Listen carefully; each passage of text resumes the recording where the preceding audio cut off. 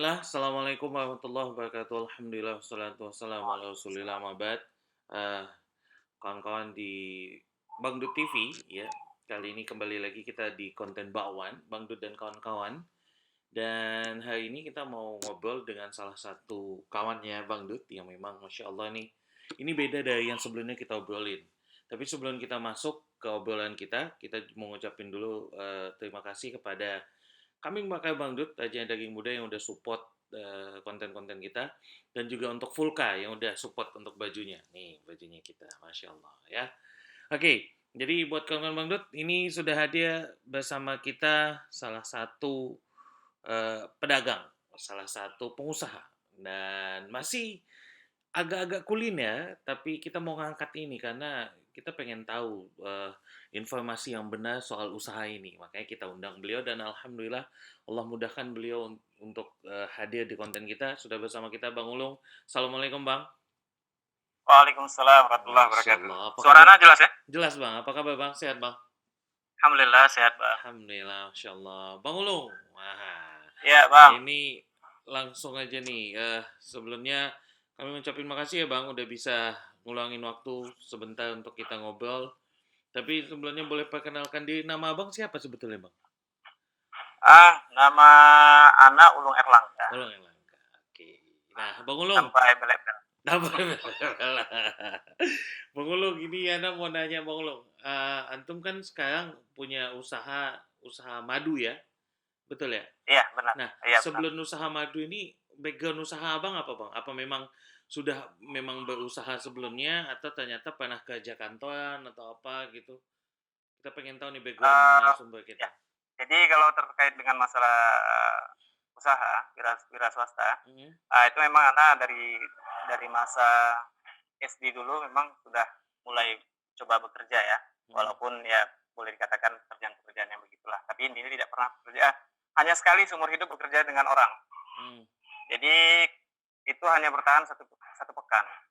Karena memang kita merasa lebih ideal bagi kita itu untuk wira swasta gitu. Jadi ya awalnya dulu dari STM yang inilah yang sudah jelas lah ya maksudnya dari STM, kemudian pedagang buku keliling pedagang buku, kemudian sampai akhirnya menikah masih juga berdagang buku, baru dilanjutkan dengan jualan rujak keliling itu 7 tahun ya.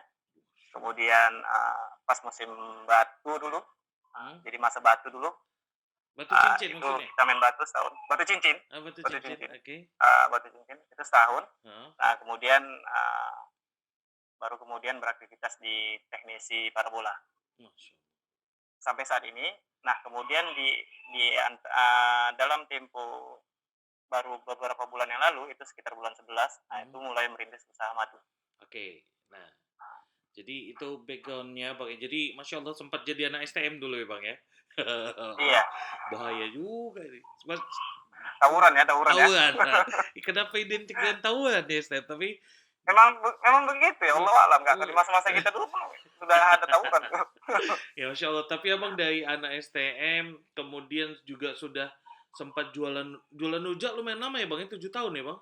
7 tahun ya. Masya Allah ya. Kemudian ada dagang buku. Jualan rujaknya di mana bang? Yang di Tembung itu, Simpang Jodoh? Enggak, keliling. Oh keliling. Naik sepeda?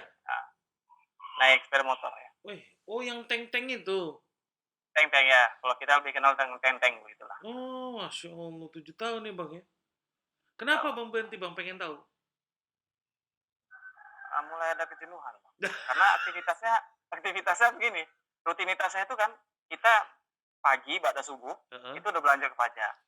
Pulang cincang-cincang buah, kemudian susun buah, pergi dagang, balik gitu-gitu aja hari-harinya gitu. Jadi dunia kita itu di situ-situ aja. Akhirnya jenuh juga 7 tahun. Oh iya, Masya Allah. Itu tuh. Jadi buat kawan-kawan Bang Dut ini bisa diambil nih salah satu poinnya. Bahwasanya usaha itu emang gampang jadi. Jadi kalau bisa cari variasi deh. Kayak Bang Ulu kan dia punya variasi banyak. Iya, kalau sekarang kan kayak Ana nih di parabola nih modelnya keliling-keliling gitu ya. Keliling-keliling ya, sehingga rasa jenuh itu agak terobati lah. Betul. Dengan nuansa yang selalu berbeda. Betul ya kan. Nah kemudian di madu ini sendiri pun inginnya sih kita punya sebuah usaha yang bisa diremote. Iya. Jadi kita Jadi betul tuh. Jadi dengan tuh ya salah satu poin tuh. Jadi kalaupun kita memang gampang bosanan, ya cari usahanya memang yang bisa ngebuat bosannya hilang. Misalnya kayak Bang Ulu memang cari usaha yang memang dia bisa jalan ke sana ke sini ke sana ke sini.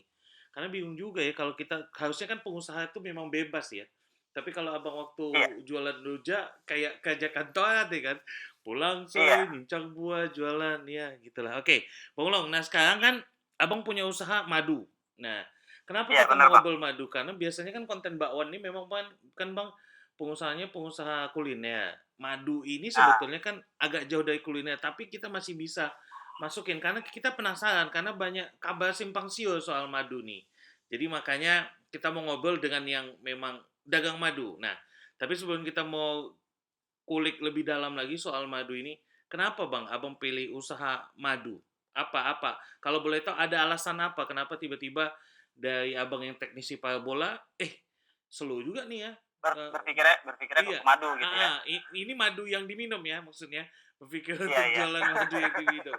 Kenapa Bang? Boleh kasih tahu Bang? Ya, jadi pertama kan, tentunya kita tahu semua keutamaan dari madu sebagaimana yang memang difirmankan Allah dalam Al-Qur'an bahwasanya, dari perut lebah itu dihasilkan sesuatu yang, sehat gitu ya. Mm, Di samping itu memang itu termaktub dalam juga, hadis-hadis Rasulullah Shallallahu Alaihi Wasallam Salah tentang salam. masalah Ya. keutamaan madu itu sendiri. Kemudian kalau kita lihat madu ini sendiri kan dia suplemen, yang suplemen ini tentu dibutuhkan oleh setiap orang. Mm, Nah, jadi dan dia madu ini, eee, apa ya, kebutuhan itu tidak tidak cukup berhenti sampai di situ. Jadi orang tuh ketika mengkonsumsi madu, apabila dia sudah merasakan khasiat dari madu itu sendiri, maka dia akan menjadikan madu itu sebagai konsumsi rutinitas dia, Oke. dan itu tidak akan berhenti bisnisnya, Mm, insya Allah. Nah, kemudian, tunggu dulu, sebelumnya Ana mau berbicara tentang masalah, madu yang Ana usahakan ini bukan usaha Ana pribadi. ya, Jadi kami di sini ada, beberapa orang, ya. sahabat-sahabat, jadi 3 orang pengelolanya dan salah seorang ada investornya gitu. Jadi, Mm, ini sedikit dibuka tentang masalah usaha yang sedang Ana gelutin sekarang. mm, Nah, kita lanjutkan lagi tentang ya. masalah tadi kenapa lebih memilih madu ya. Nah, di samping yang pertama tadi poinnya bahwasanya madu itu, sendiri memiliki khasiat yang memang sudah digaransi oleh Allah tentang keutamaannya dan khasiatnya. Kemudian, tentang, dia sebagai suplemen yang memang dibutuhkan oleh, kita sebagai manusia. Mm, Kemudian yang ketiga, madu ini dia kalau boleh dikatakan sebagian menganggap madu ini punya masa expired, sebagian menganggap, madu ini tidak memiliki masa expired. Namun kita sendiri menganggap madu ini ada masa expirednya. Ini dengan berubah, aroma dan tekstur. sedikit berubah rasa. Oke. Namun tidak menghilangkan, eee, Kasihan. keutamaan-keutamaan tadi begitu ya. Ya, ya. Nah, sehingga dengan masa expired yang mungkin kita dapati itu panjang dan perputaran madu ini sendiri pun siklusnya itu bisa berputar cepat, Mm, mm. maka kita berpikir kita berusaha, kita melakukan usaha itu ya itu kita bisnis madu. Walaupun memang dengan banyak kompetitor ya. Ya, oke. Nah, ini poin selanjutnya nih yang bisa diambil pelajaran nih dari untuk kawan-kawan Bangdut nih. Seperti yang dibilang Bang Ulun tadi, bahwasanya usaha mereka ini kan keroyokan. Jadi sebetulnya nggak masalah kalau kalau misalnya kita punya usaha bareng teman-teman gitu loh. Jadi kalau memang ada mungkin kita ada yang jago di pengelolaan, ada yang jago di keuangan, digabungin aja. Jadi bisa tuh. Jadi Iya, benar. jadi nggak usah dipaksain sendiri kalau memang kita punya duit tapi nggak jago ngelola, ya cari kawan yang jago ngelola. Masalah keuntungan kan bisa Pas. di-sharing. Yang paling penting, Jadi memang kebetulan kebetulan ah, kebetulan memang ah, seperti yang antum katakan tadi, di antara kita para pengelola ini memang, basic kita itu beda-beda gitu. hmm, Jadi ada memang dia itu memiliki basic, akunting. ah, ah, Nah, jadi memang beliau yang kita serahkan, "Ini urusin nih, iya, masalah, masalah masalah ya keuangan, masalah macam-macam lah, iya, iya, uang-uangnya apa iya, masalah, iya. beliau yang ngurusin." Jadi kalau kita ini memang lebih ke arah, marketing-nya barangkali. Betul. Jadi kombinasi itu yang buat sebuah usaha itu insya Allah atas izin Allah bisa lebih keren, maksudnya lebih lebih lebih stabil untuk menuju top of the topnya gitu. Jadi nggak usah Iya, amin, dipaksain main-main insyaallah. sendiri kalau memang bisa barengan. Kalau masalah margin bagi-bagi, yang penting suksesnya bareng-bareng, insya Iya, Allah nggak apa-apa. Ya kan, Bang Ulung. Nah, Bang Ulung, mendalami soal iya, madu, Bang Ulung. Ini kan kayak tadi Abang bilang kan, walaupun banyak kompetitor gitu kan ya. iya, Walaupun maksudnya bukan kompetitor secara saing karena kan Rizky sudah Allah takdirkan. Maksud Anda kan banyak brand-brand yang menjual jualan yang sama, madu hutan asli apa segala macam atau apa. Nah, sebetulnya madu yang bagus itu seperti apa, Bang? Ini pertanyaan paling dasar yang buat Ana kenapa pengen interview Abang hari ini. Tadi kepikiran ini yang pengen harus Ana tanyakan ini. Cuman cara bedain madu asli atau enggak itu sebetulnya seperti apa sih, Bang? Bukan yang super ya. Bukan. Kalau super ada sih, kalau ada jelasin juga. Gimana, Bang? Madu asli itu seperti apa sih sebetulnya, Ya, Bang? jadi banyak ada sebagian masyarakat kita memahami madu asli ini dengan persepsi yang keliru. Iya, Jadi madu asli itu sendiri memang dia yang kita tahu apa dihasilkan dari lebah sendiri gitu betul. ya. Dan itu variatif, bisa didapatkan dari ternak dan bisa didapatkan dari hutan. Mhm, Nah, kalau kebetulan yang kita usahakan ini adalah madu hutan gitu ya. mhm, mhm, Dan dari Riau, lebih dominannya dari Riau. mhm, mhm. Dihasilkan dari tumpukan-tumpukan sarang madu yang ada di pohon sialang. Oke. Nah, madu itu sendiri memang memiliki banyak ciri khas. Kalau untuk kita di Indonesia, itu Mhm. dominan madunya lebih sedikit encer. Lebih Karena sedikit. geografis kita itu kan tropis. Oh, oke. Air hujan itu curah hujan itu banyak gitu. Mhm. Sehingga curah hujan tadi sebagian ter apa uh, Endap. madu tadi Heeh. madu tadi memiliki kandungan air yang cukup banyak Oke. ketimbang madu yang ada di daerah Timur Tengah yang Oke. memang di saat itu uh, lebih dominan cuaca cuaca panas gitu ya, jarang Mhm. hujan gitu kan. Mhm. Nah, jadi tidak dan keliru ketika ada menganggap bahwasanya madu yang encer itu adalah madu palsu. Belum Oke, tentu, ya. Oh, belum tentu ya? belum tentu, belum tentu, belum Mhm. tentu. Jadi madu itu sendiri untuk memastikan keasliannya itu sebenarnya memang harus melewatin sisi-sisi ilmiah, diantaranya melalui laboratorium gitu. Itu yang fix gitu kan. Mmm. Namun kalau kita sendiri memang kita tahu kita ngambil barangnya di mana, kemudian kita lihat sendiri petani-petaninya, pengepul-pengepulnya itu seperti apa gitu ya. Oke. Nah, itu satu. Jadi cair itu belum tentu menyatakan madu itu palsu. Itu yang Oke. pertama. Video ini dipersembahkan oleh Kambing Bakar Bangdut. Rajanya daging muda. Halo, Bang? Halo? Iya, Bang. Ya, Sa putus. iya, putus. Sampai mana tadi, Bang? Sampai ciri-ciri madu tadi yang di kertas koran.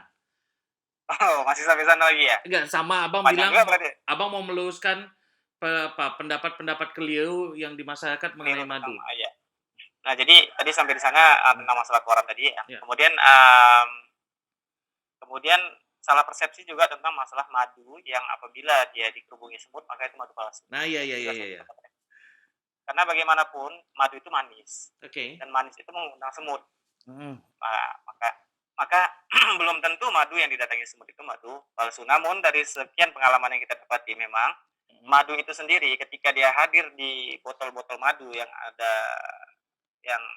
di botol-botol madu itu tidak sampai masuk ke dalam madunya, tapi hanya sampai di bibir botol.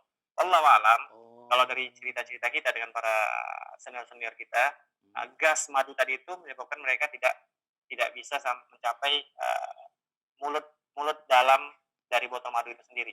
Oke. Namun hanya sisi-sisi luar yang ada sisa-sisa madu itu mereka datangi. Nah, itu semut. Semut juga bisa hadir di madu asli ya. Mhm, mhm. Kemudian sebagian mereka menganggap bahwasanya madu asli itu akan membeku, Ya.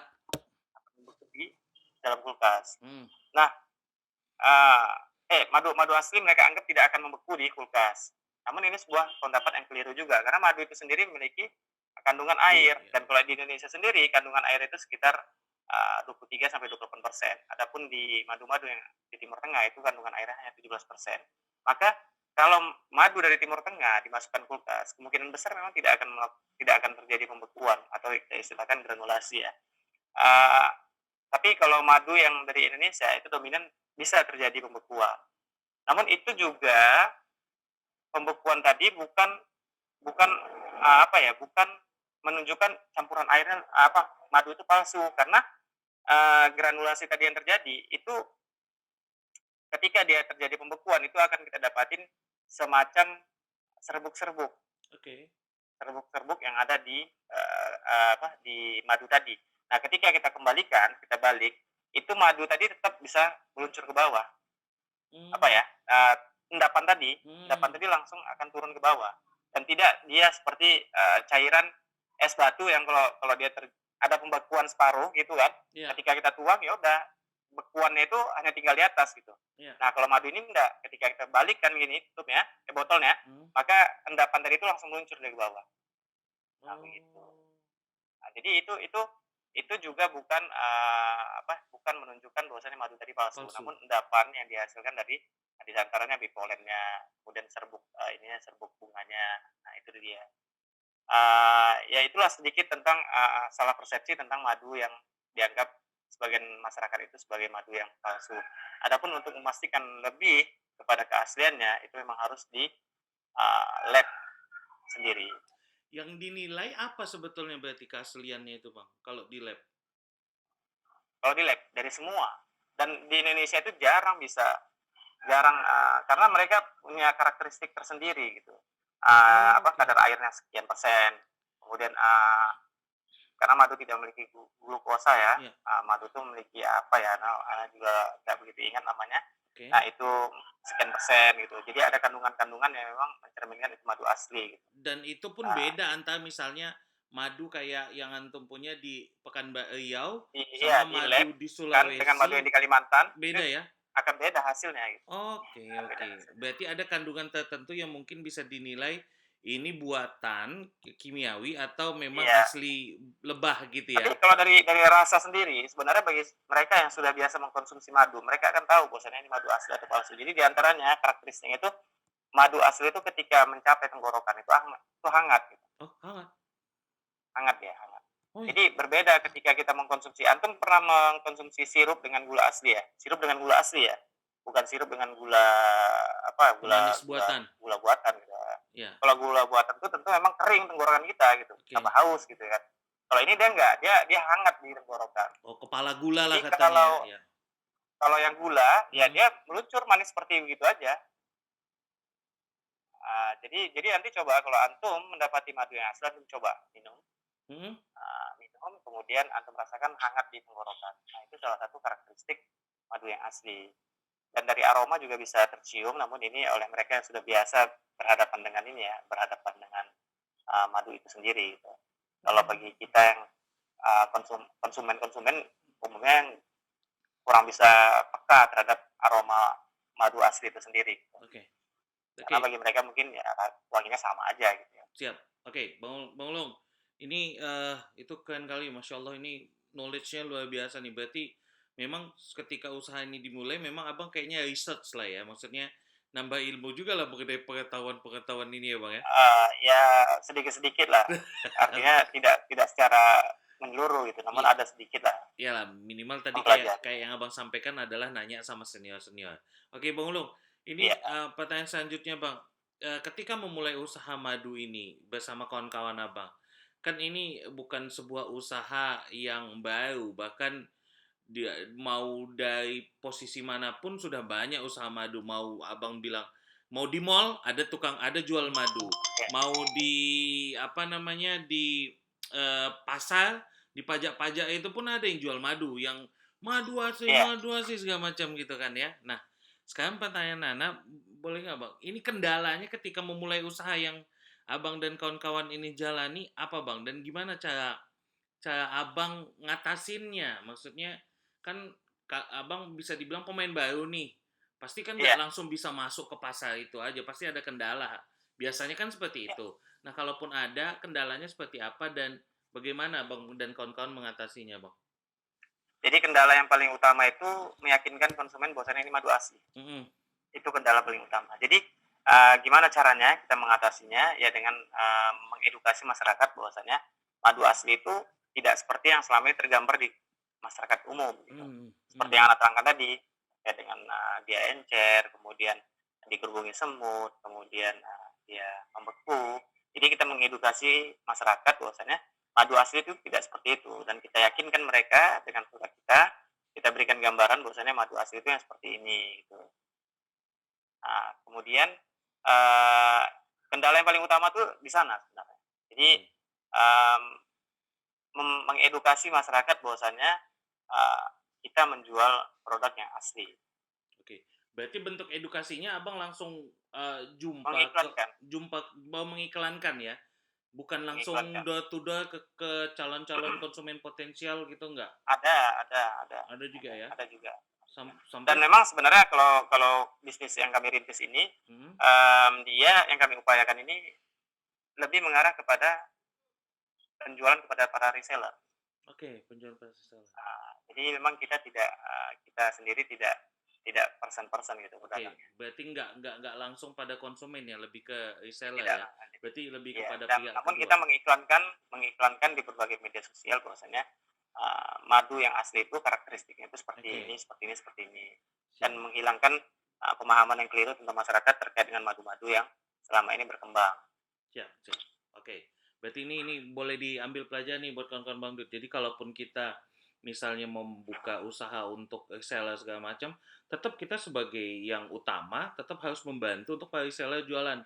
Minimal dengan cara seperti yang dilakukan oleh teman-temannya Bang Ulung nih, mengiklankan si produknya, mengiklankan tentang keutamaan produk dan edukasi. Jadi si reseller juga kebantu, bukan berarti karena kita udah jual sama reseller, udahlah jual kalian itu, pokoknya kami udah Iya, siap, nggak bisa gitu.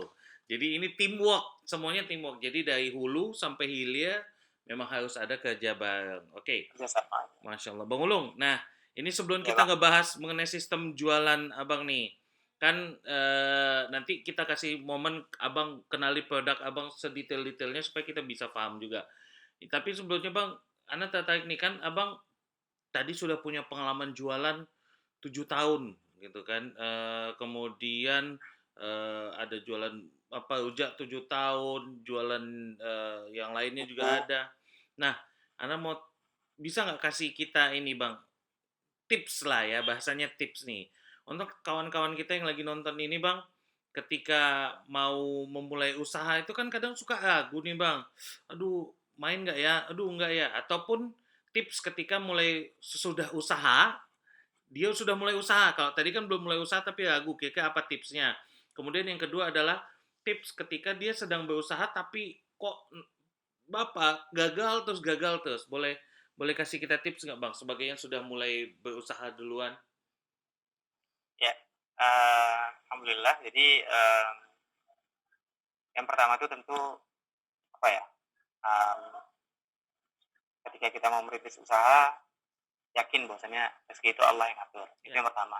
Jadi tauhid itu dibenarkan dulu gitu. ya. Jadi jangan khawatir dengan, berbagai macam, hal-hal yang beredar di luar terkait dengan kompetitor, karena Hmm, bagaimanapun yang namanya bisnis itu selalu punya saingan, dan justru ketika bisnis itu memiliki banyak kompetitor, berarti itu bisnis yang laris. ya. Harus kita tahu ya. Jadi ketika bisnis itu, memiliki banyak kompetitor, maka itu adalah bisnis yang dicari-cari. Potensial berarti Jadi ya. tinggal bagaimana potensialnya. Jadi tinggal bagaimana kita memajukan bisnis itu sendiri, gitu. Ya. Nah, justru kalau kita dapati bisnis itu nggak ada kompetitornya, kita ragukan, ini bisnisnya mana ya? Itu yang pertama. Kemudian, yang kedua, eee, ketika seorang jiwa pengusaha itu tentunya tidak akan banyak berpikir tentang masalah kegagalan. Hmm, Karena dalam bisnis itu sendiri, kegagalan adalah sebuah peluang untuk bisa maju ke depan. Karena apa? Karena mereka akan belajar dari kegagalan yang mereka dapati. Tentunya ketika contoh ya, ketika kami gagal, memasarkan madu, karena apa? Tentu kan kita akan belajar. Kita dapatin, oh ternyata, edukasi kita di masyarakat tentang madu asli itu keliru. Ya udah kita kembangkan dari sisi yang situ. hmm, Nah itu yang kemudian jangan jangan khawatir untuk, untuk melangkah gitu. hmm. Nah kemudian yang ketiga, ya itu tadi, kalau saat ini bagi anak pribadi itu lebih condong kepada sistem bisnis yang berkolaborasi, Ya. berkolaborasi sehingga kita memiliki banyak masukan-masukan dari, para rekan-rekan kita untuk bisa mengembangkan usaha itu sendiri. Nah selanjutnya, mmm, nah ini juga yang paling penting, berbisnislah dengan kemampuan yang kita miliki. Jadi jangan sampai kita, mencoba melakukan satu bisnis yang kita harus berpikir, mencari dana untuk itu harus berhutang ke sana kemari. Yang ada itu nanti bisnis kita justru akan, berhenti sampai di situ aja. Karena kita harus mikirkan pembayar hutang. Itu masih kita bicara hutang dengan, sesama rekan gitu, sama saudara yang mungkin mereka tidak akan memberikan, riba di dalamnya. Bagaimana pula kalau kita membangun bisnis itu dengan Riba. harta riba? tentu lebih parah lagi begitu ya. Allah sendiri menyatakan perang terhadap riba. Nah, jadi itu kemudian ya yang jelas pertama tadi tawakal, doa, kemudian poin 1, 2, 3 yang tadi Anda sebutkan. Untuk selanjutnya ya kira itu sih yang kalau Anda lakukan ya. Karena memang Anda secara basic Anda memang tidak memiliki keilmuan apa ya, tidak memiliki pendidikan terkait dengan ini, namun hanya berdasarkan dari pengalaman-pengalaman yang ada. Adapun kendala-kendala yang mungkin Anda dapati, yang kami dapati, dan bagaimana solusinya, ya yang jelas pertama, mmm, kalau itu terkait dengan simpang siur pembicaraan orang tentang produk kita tidak perlu menoleh ke belakang. Dalam artian begini ya, ketika kita sudah meyakini bahwasanya produk kita ini adalah produk yang tepat gitu. Artinya kalau seperti di madu, kita sudah yakin bahwasanya madu yang kita jual ini madu asli. Kita memiliki model seperti ini, seperti ini, seperti ini. Input dari masyarakat itu kita terima, terkait dengan keluhan-keluhan mereka kita terima dan kita perbaiki. Namun ketika telah kita perbaiki, namun juga masih ada apa ya, ungkapan-ungkapan yang menyatakan mungkin madunya palsu begini apa semua segala macam, hal seperti itu tidak perlu digubris gitu. Karena kita justru itu akan menjadikan kita itu diam di tempat gitu. Harus terus menoleh ke belakang. Jadi yang perlu kita sekarang ini adalah tetap terus ke depan, pikirkan bagaimana peluang-peluang lain yang akan kita dapat dari penjualan kita saat ini.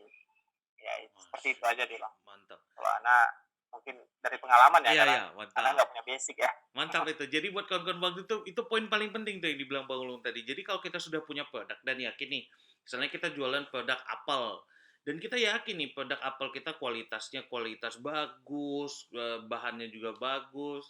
Tapi tetap ada yang komplain nih kualitasnya nggak bagus. Kita still pandang ke depan ya. Tapi kalau dia tadi ngomongin apel, ini kayaknya packagingnya kurang cakep, mungkin saran-saran seperti itu masih bisa kita terima. Iya, Jadi tepat, maksudnya tepat. supaya kita nggak capek, betul. Karena kadang kita kan nggak pernah tahu apakah masukan mereka tentang produk itu betul-betul tulus atau cuma memang ya gitulah kita nggak pernah Ya paham. sebagai ini. Iya, jadi kalau memang kita sudah yakin produk kita bagus, maju terus gitu. Masya Allah ini luar biasa nih Bang Ulung. Iya, Bang Ulung, nah ini ada 3 pertanyaan terakhir. Bang Ulung, yang pertama Ana mau tanya, ini kan Abang rame nih di sana ada 4 orang tadi kalau Anda nggak salah hitung ya Bang ya? iya, Ya. iya. Nah, dan ini kan awan akan apa gesekan lah gitu Pergesekan. loh ya. Iya. Nah, menurut Abang ketika untuk menghindari gesekan-gesekan itu penting nggak ya kita sebagai pengusaha ini belajar tentang ilmu syar'i atau gak usah belajar ilmu syar'i tentang muamalah pun gesekan bisanya kita hindari. Menurut Abang gimana Bang? Ya tentu itu paling utama gitu. Hmm. Yang pertama itu yang jelas kita masing-masing menekankan kepada diri kita sendiri dan di beberapa pertemuan-pertemuan kita selalu akan mengatakan bahwasanya bertakwalah kita kepada Allah. Hmm.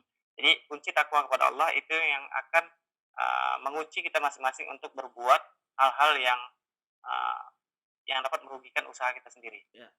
Nah, kemudian kita yakinkan bahwasanya usaha kita ini bukan hanya untuk skala kita, namun kita akan berikan kepada kaum muslimin secara banyak. Jadi artinya kita akan mencoba mencari peluang bagaimana bisa memberdayakan kaum muslimin yang lain untuk ikut dalam usaha kita dan sama-sama kita membesarkan usaha ini. Nah, gesekan-gesekan itu udah pasti ada, Bang. Gesekan-gesekan udah pasti ada. Kalau kita mungkin bicara tentang masalah, karena kan ini teamwork ya, kerja tim gitu kan. Masing-masing itu mungkin akan merasa saya kok kayaknya lebih dominan nih, saya kok kayak begini-begini gitu kan.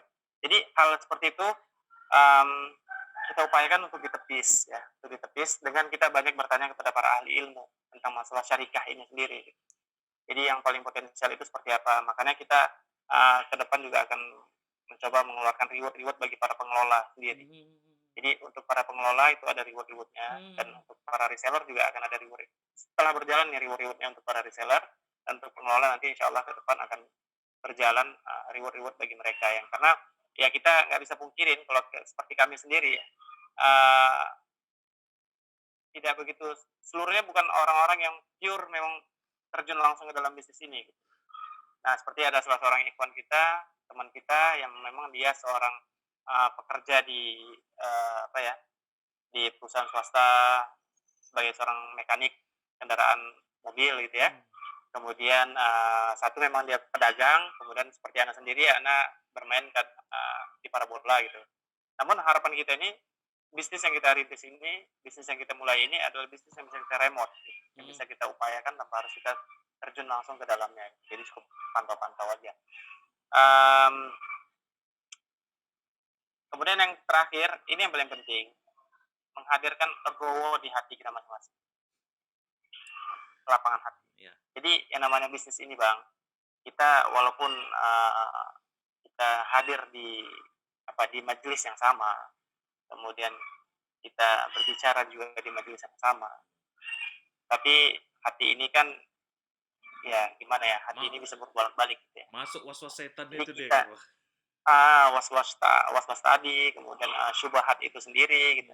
Makanya kita menginginkan dan juga menekankan kepada siapa aja yang ingin berkolaborasi untuk melapangkan hati dalam urusan ini. Intinya yang harus diingat, ini urusan dunia. Ini urusan dunia. Tapi bisa menjadi ladang akhirat ketika kita berlapang hati dalam menerima perkara-perkara yang memang bisa untuk bisa untuk diredam. Ya. Karena ini salah satu perbuatan ihsan gitu kan, perbuatan baik. Oke, Bang Ulung, nih pertanyaan selanjutnya. Bang, boleh nggak jelasin nama kita nih Bang, produk-produk apa aja yang Abang jual, harganya, kemudian tadi kan Abang bilang ada reseller, gimana cara gabungnya, mungkin boleh dijelasin Bang, jadi kalau ada yang lagi nonton ini kemudian mau gabung bisa dengan mudah, boleh dijelasin Bang, produknya secara boleh. detail. Jadi kebetulan nggak bawa produk juga, nggak apa-apa nih? Nggak apa-apa, nanti kan Abang email fotonya sama kami, nanti kami tayangin di tengah nih produk-produknya, beserta harga. Oh ya, boleh. Jadi kita memiliki 4 varian ukuran. Jadi ada ukuran yang paling besar itu dia 800 gram, kemudian yang di bawahnya 470 gram, selanjutnya 350 gram, dan paling kecil itu 200 gram. Nah, 160 gram itu kita jual dengan harga 160.000, kemudian yang 470 kita jual dengan harga 95, di bawahnya 350 gram kita jual 75.000, kemudian yang 200 gram kita jual dengan harga 45.000. Nah, kita di sini memiliki packaging yang sedikit berbeda dari yang lain. Yeah. Jadi kita itu segelnya itu dengan lilitan. Jadi memang kalau seandainya ada yang ingin gimana, itu kerjanya repot gitu, harus buka lilitan dulu gitu, kemudian banyak proses yang harus dia lalui hingga bisa membuka tutup botol. Oke. Jadi memang dia agak lebih elegan lah boleh dikatakan. Nanti mungkin bisa si Bang Dut. Iya. Nanti kawan-kawan bisa lihat tuh, nanti ada fotonya nanti kita buat nih. Ya, insyaallah. Ya. Kemudian tentang masalah reseller, cukup mudah sih bagi kita. Bagi orang yang ingin bergabung untuk jadi reseller madu kita nih, madu barik ya, cukup belanja 750.000 dengan harga retail, maka akan dapat potongan 30%, kemudian otomatis dia menjadi reseller. Jadi cukup sekali belanja dengan nilai 750.000, kemudian mendapatkan potongan 30%, lantas langsung terdaftar sebagai seorang reseller. Dan untuk belanja ke depannya silakan, mau nilai berapa aja belanja silakan. Tetap dapat 30%? Tetap dapat 30%. Masya Allah. Karena dia sudah terdaftar sebagai seorang reseller. Masya Allah, ya. Kemana nelponnya Bang? Boleh ke 085361233635. 085361233635. Ya, baik. Ada juga beberapa nomor telepon, nanti mungkin bisa kirimkan ke Bang Dut ya. Boleh. Saya bisa nanti kirimkan. Siap. Oke, Bang Ulung, berarti kalaupun ada nih kawan-kawan Bang Dut yang saat ini mungkin punya modal tapi bingung mau usaha apa, ini kayaknya bisa jadi pilihan nih, madu barik ya. Madu barik ini bisa jadi pilihan, jadi reseller. Dan kita ada nilai-nilai potongan-potongan tertentu untuk mereka yang memang mengambil dengan porsi yang besar. Masya Allah. Jadi semakin besar potongannya bisa semakin beda gitu Bang? Iya. Jadi ada potongan 30% plusnya. Masya Allah, Masya Allah. Ini jadi keren sekali nih buat kawan-kawan yang lagi pening. Mau apa jangan pening. Walaupun masa lagi pandemi gini, ingat. Sesuai pesan Bang Long Iya, tadi. Bertakwa sama Allah, kita yakin. Tawakal sama Allah, kita mulai aja dulu. Nanti hasilnya kita serahkan sama Allah ya. Jadi ini bisa iya jadi benar. pilihan dengan 750.000 bisa dapat potongan 30%. Semakin banyak nanti ada 30% plus. Masya Allah. Ini luar biasa Bang Ulung. Jazakallah ya Bang. Ini Oh banyak iya, sekali yang insya Allah bisa kita ambil dari obrolan kita ini. Dan semoga apa yang kita obrolan ini menjadi Allah ridhoi dan menjadi pemberat timbangan amal kebaikan buat antum dan amin. kawan-kawan dan juga buat Tana. Dan semoga Allah mudahkan perniagaan antum dan kawan-kawan di madu baik ya. Amin, amin. Bang Insyaallah. Ulung, kami ngucapin jazakallah khair Bang. Salam buat semua kawan-kawan. Baik, kawan-kawan Bang Dut, kita tutup pertemuan kita kali ini dengan doa kafaratul majlis. Subhanakallahumma bihamdik, syadu an la ilaha illa anta, Ya, syukur astaghfiruka wa atubu ilaik. Assalamualaikum warahmatullahi wabarakatuh. Makasih Bang Ulung. Waalaikumsalam warahmatullahi wabarakatuh. Iya Bang, sama-sama. Assalamualaikum. Jazakallah ya. Waalaikumsalam warahmatullahi. Video ini dipersembahkan oleh Kambing Bakar Bang Dut. Rajanya daging muda.